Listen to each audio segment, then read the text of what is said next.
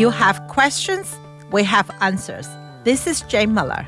And this is Ken Muller. Welcome to our show, all about real estate with Ken and Jane. Well, Jane, we are in the last weekend of March, and you know what that means? It's the also quarterly report. Da, da, da, da, da. Yeah. Drum roll, to-do, yeah. So we are going to break it down. I know how much you love the numbers and all that data stuff, but you kind of can break it down just by feel of the market. You kind of know it in the back of your head because you do it day in and day out. Yeah. But we're going to gear this show towards talking about the residential market, comparing the first 3 months of 2025 as compared to the first 3 months of 2024 and the first 3 months of 2023. Kind of go back a 2 year. We're not going to go back to the COVID time now. It's just the last 2 years. So you want me to start with what the data I have, and then you can kind of chime in. Yeah. So we're looking at the all Jersey MLS data, because all Jersey is now the official MLS of the Central Jersey, but they also encompass other regions. So it might be a broader, much broader. It's a much broader category other than Central Jersey, but it gives us a good feel for the Jersey. We'll call it the Jersey markets.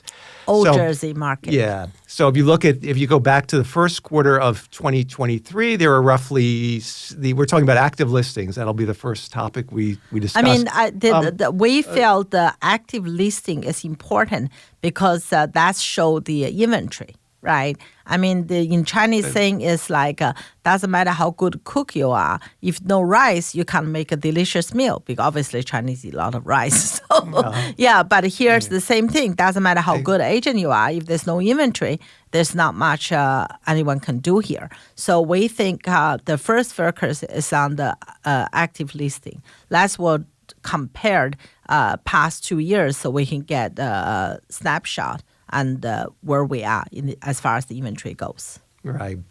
So we look at that, and we start with the first quarter of 2023. We're looking at the median number of homes, not that's how it was presented. In 2023, for the first quarter, you had about 7,571 homes, and that declined a little bit. That decreased by 11% to 2024's first quarter, which there were only 6,711 homes, and that further decline to the first quarter of 2025 ending, which has about 5,670 homes. So if you compare the number of active listings from 2023 to presently, the first quarter of 2025, if you compare the quarters, it's an overall decrease of 25%. So there's about 25% less inventory for the first quarter this year as compared to the first quarter in 2023. And it's about 11% from 2023 to 2024, and then a further decrease of another 15% from 2024 to 2025. I know it's a lot of juggling with the numbers, but overall the main thing to understand is it's about a quarter less inventory now as compared to 2 years ago. You know what, Ken, right? I mean, in 2023, I remember that time, most agents crying, there's not enough inventory. Everybody crying. My God, everywhere you go, there's a long line. There's a lot of bidding war going on. And 2024 getting worse. So I still remember 2024 Mother's Day. That's the first Mother's Day I didn't work last year. Mother's Day. It's not because I'm lazy, don't want to work. It's truly I have no listing. So I've been every year, right? Because I try to, a lot of time, other agent, they either the daughter or the mother or both. So I try to work on the Mother's Day to help out, because people do buy house on Mother's Day, by the way. And the seller hired me to do a job. I understand, there's a Mother's Day. Is it good luck to buy a house on Mother's Day? Oh, absolutely. I tell you, as an agent, you probably tell a client it's good luck to buy a house any day. Just like you go to the car salesman. Is it a good time to buy in January after the holiday rush? Oh no, it's a great time. Is it a good time in spring? Yeah, of course. It's this spring clearance. Is it a good time to buy in the fall? Yeah, we're downsized. We're getting rid of the excess inventory. There's always a good time to buy, right? No, but I'm just. I tell you, Ken, you're right, because I sold so many homes during that period, right? I mean, 2024 is the first time I didn't work on Mother's Day, but 2023, we had open house, and our colleague Vienna, which is she's a grandmother, and she's a daughter too. But she's kind enough say, Jane, because when we do open house, we have a 2 agent. So because we can make sure that people guided accordingly, not everybody come at once, but otherwise, we want to make sure we service the client, also make the seller don't have to worry about it. So we 2 of us, we maximum 2 family. But anyway, so she was so kind to work on Mother's Day with me that day. Was only 2 family came. The seller feels so sorry for us. So I'm so sorry. I said, no, that's okay. So 4:05, we pack it up and leave. We came out the door. I saw 2 cars racing down the street, and I said, "Oh, I'm sorry, the open house end." It was like a 4:07, 4:10. I said, "Yeah, but you want to see?" Yeah, the agent said, "Oh, we want to see it." We try to catch it, so we're running late a few minutes. We didn't make an appointment. I said, "No problem, I'm here." So I went back and I told Fiona, "You go home and enjoy. Don't worry. I mean, they have an agent. I'll be here." So long story short, we showed them the house. And they bought a house. Literally Mother's Day, we got offer that night. There's many stories, right? But the point today is 2024, I got a whole day nothing to do. My daughter and my husband said, "Mommy, why don't you go somewhere when I have nothing to do at home?" I said, "Did you do your homework? Did you do your laundry? Did you do this? Did you do that?" So my family prefer I go out and work. Because you have too much energy, yes. That's Maria's first question when she was little. She always used to ask me, "How long is Mommy gone for?" And she said, "Yes," whenever you said that it was gone for the whole day. She's like, because you had freedom for for hours. She could do what she wanted. And she learned the first thing she learned about the calendar is to look up my calendar to know how long I'll be gone. Exactly. Yeah.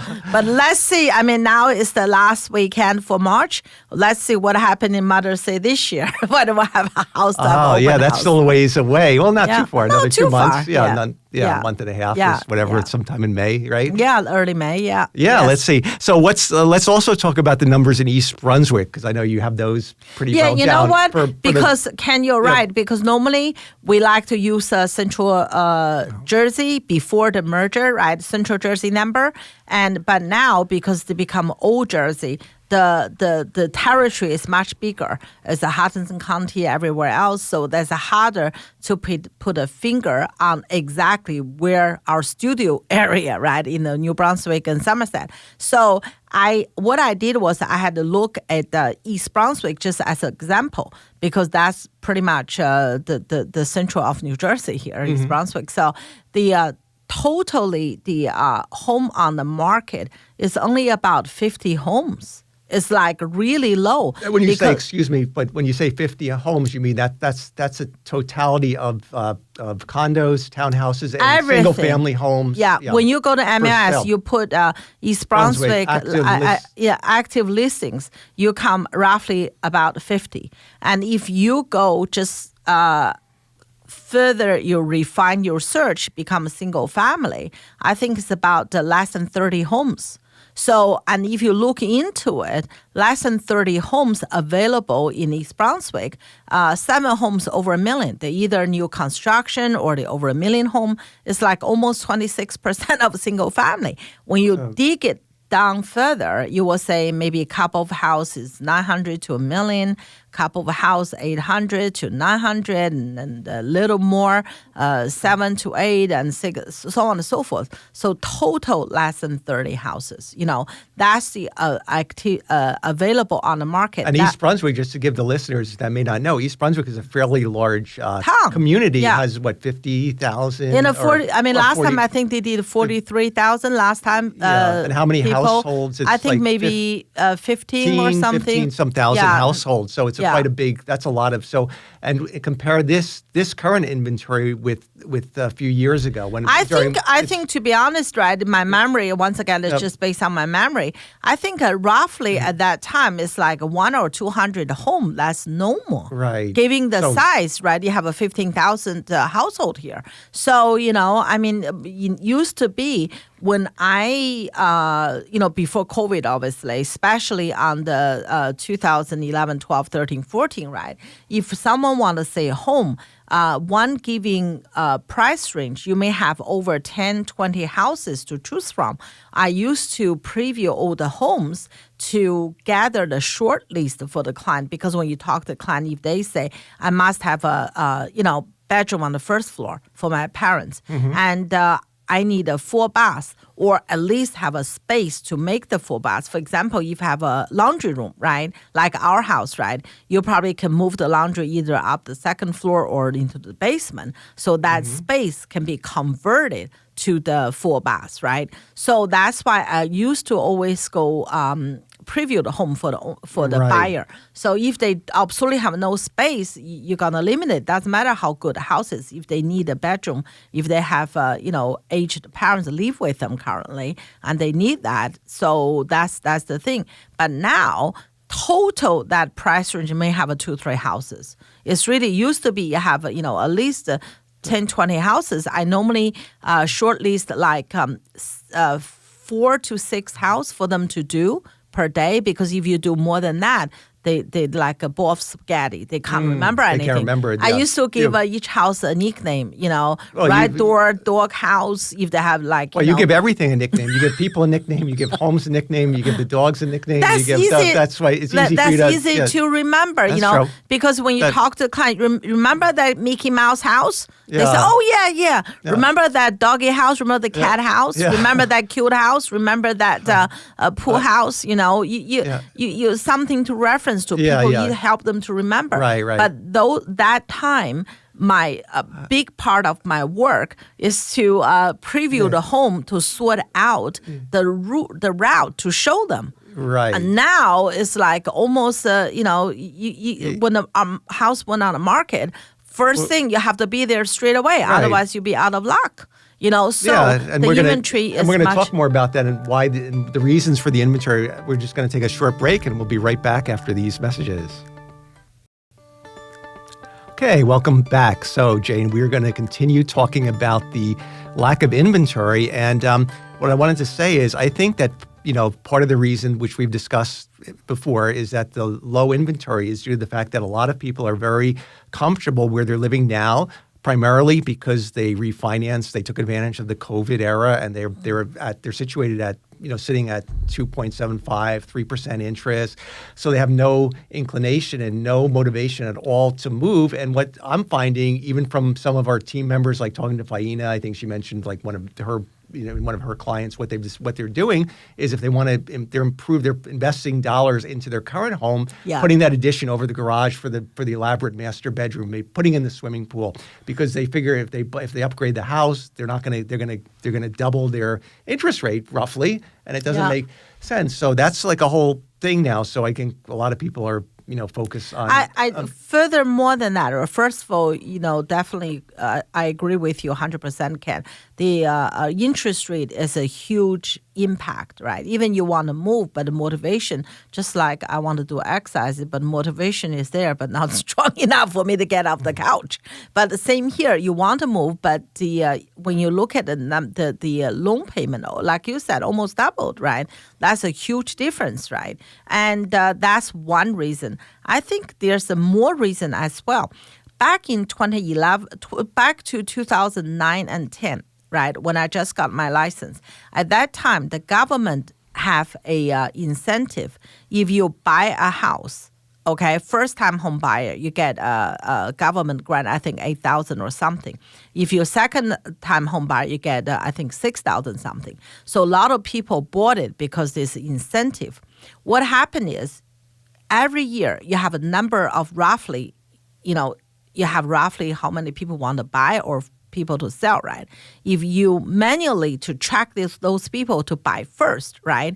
So that's why 11 and 12, the market is so, slow, because a lot of buyer was going to buy 11, 12 because incentive, they bought 9 and 10. So 11, 12, there's, this people already bought. If you have 100,000 people buy and then 500 already bought because incentive, so you'll have the 500, make the market worse. Once again, this is just my personal opinion. May not be right, but that's how I feel. This time it's the same thing. 2020, 2021, 22, 23. The market went crazily, went up, 30, 35% more. So what happened? A lot of people decided to sell, cash in. So a lot of people sold. So if the people already sold, right, and now there's like a lot of people don't move, like you said, interest rate. A lot of people was going to sell, but they sold it a year or 2 years ahead of the game. Plus, during the COVID, a lot of people changed life outlook. They said, why we have to do this? We want to take retirement. We want to really go travel. We want to move to warm climate. We want to do,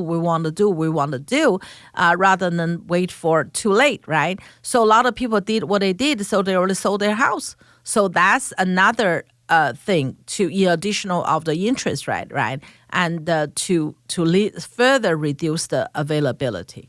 So that's why I think there's so much tight in the inventory. I get many phone calls ask me from the agent, from the seller, from the buyer, what do you think the market? In short term, I don't think the market is going to change much this year, the remaining of this year. I mean, they may have some up and down month by month. So when you say the market's not going to change much, that means that there's going to continue to be there's competitive bidding wars, which are still happening, even despite the interest rates being what they are. You're still you're experiencing, final and best are due, or and homes are going at or above in some cases the asking price. So it's amazing. Who would have predicted? Everybody thought before COVID that the market was going to crash. Not only did it not crash, it exceeded anyone's expectation. Then everybody predicted at the end of the COVID era that when the interest rates started to rise, the market was going to fall. But because of the supply demand and the lack of inventory, at least in Jersey, we can't speak for the whole nation, but at least in the central Jersey area, the market is still vibrant and strong. So because as you said, right, real estate is very simple. It's supply and demand. It's not much difference. You go in the restaurant, you order seafood. So on the menu said market price. The same thing. If there's more people tomorrow, if the more people want to sell, less people want to buy, the market will go down very quickly. But if the people still sit there enjoying the 2.5, 3% interest and not going to move anywhere, and or the people, just really want to wait and see what's happening. So that's why there's not much inventory. If there's not much inventory, the market stays strong. Even though if you ask me, is there any less buyer? Yes, there are less buyer. That's true. But also, like you said, the inventory went down, like, over 10% year after year. So compared with 2023, almost 25% down. So even your buyer went down 25%, you just break even, right? So that still have that bidding. If any buyer said, I want to wait for the price go down and buy, you may have to wait for another year or two at least. And the plus, and then you don't even know that the price you don't know. Go that's down. What I'm saying. The inflation is still there, so you never know whether the price ever go down. And then if the interest rates do further go down, that could adjust. That could, even if the inventory increases, that by the fact that if the inflation gets lower and the interest rates get lower, that could also create a bidding more buyer. Like a quasi-COVID effect, not to the same extent because it'll never probably be 2.75 or 3%, but last time was 2011, 12 is 2.7%, right, 2.75. We thought we'll never see that again. But here we were, 2020, 2021, 2022. Yeah, we saw that even below the 2.75. I heard like 2.35. Somebody got it. I was shocked. I said, "Well, you and I must be sleeping." So we didn't know that we could get something. That's unheard of, right? Yeah. Yeah. So let's also talk about the median days on the market, right? Yeah, so that's a good indication how long the house on the market. I think 2020. I have the data here, so I can just run it. So to be honest with you, really there's not much of a deviation. If you look at 2023, the median number of days based on MLS data was 31 days. 2024 was 28, and then 2025 is 35 days. So you're plus or minus a couple days. So really, within the realm of the same sphere of. I think, Ken, and based on my everyday working in the field, right? I think in today's market, if the house is really priced right, and the house go very fast. But what happened is a lot of owner think if they paint the house, they can ask 100,000 more. Yeah. So I the think this leasing gets a little price bit off, is but high. I think what happens, like we covered on shows, if you make improvements to the house, aesthetic improvements, paint it, have the lawn, the grass look greener, have the shrubs look better, it may not necessarily reflect a greater price, but it'll help the home sell faster because it'll be more yes. appealing, more attractive. It'll Yes. more of the curb appeal. Yes. It may not. It won't likely translate to a dollar increase. You may but, few dollars, not 50, 100,000 no. more. So that's even though we're short of inventory, we personally I found recently, right? I mean, majority of the seller expectation is higher than the buyer would pay. I shouldn't say majority, maybe half, right? So those homes priced very well got beaten up. Why? Because like supply and demand, right? The market, the inventory is much less. So buyer really want a house. If they have to move because of job, because of school, because whatever the reason, they have to buy a house. They have to buy a house. So they would willing to bid more. But other homes, those homes not so, have some reason, like for example, if the house has facing the major road or the house had an outlook in the backyard, out shape or small. So kind of like, this kind of home will stay on the market much longer. Mm-hmm. Yeah, much longer. So that's why average is this number. But if the house is really crowd pleaser, was sold very high and very quickly. Very quickly, yeah. Yeah, but if the house has certain, for example, if the house like not really updated, the wallpaper everywhere, but the price was high, so that would be the issue. You can either lower the price to the point, track the buyer to do this work themselves, or you just do minimum upgrade and update to make it more attractive. And I was speaking about updates. I was talking to an agent on our team the other day, and he was saying that he finds that most buyers want something move-in ready. They're not too excited about taking on a project, Yes. whether it be to redo the kitchen, whether it be to remove the wallpaper. Yes. They just think it's. And I think, do you find that in the recent years too, that buyers, Absolutely. even though they can't see, they don't want to get involved in construction, might be due to the bad experience with contractors or delays or just the hodgepodge of the hassle and everything. And then also after they bought, I mean, they may not have the funding to do it because the bank lent them percentage to buy the house. If they exhausted, the last resources, they really don't have the money to update whatever Right. they want to do. But it not even be that much money. Like even something like relatively inexpensive, like removing the carpets or. But from a again, you know hardwood- what? but, A lot of time, right, is really, once again, depends supply demand. If there's nothing out there, they may be more people will take on that. But my advice to the seller is, it's not really good time to redone the kitchen and the bathroom because those things are very personal choice, right? You may choose the cabinet. A lot of my client, once my client replaced the cabinet still the same height, which is not today. Today, 42 inches, you still do 30, okay? You have to open up the soffit and make it all the way to the top.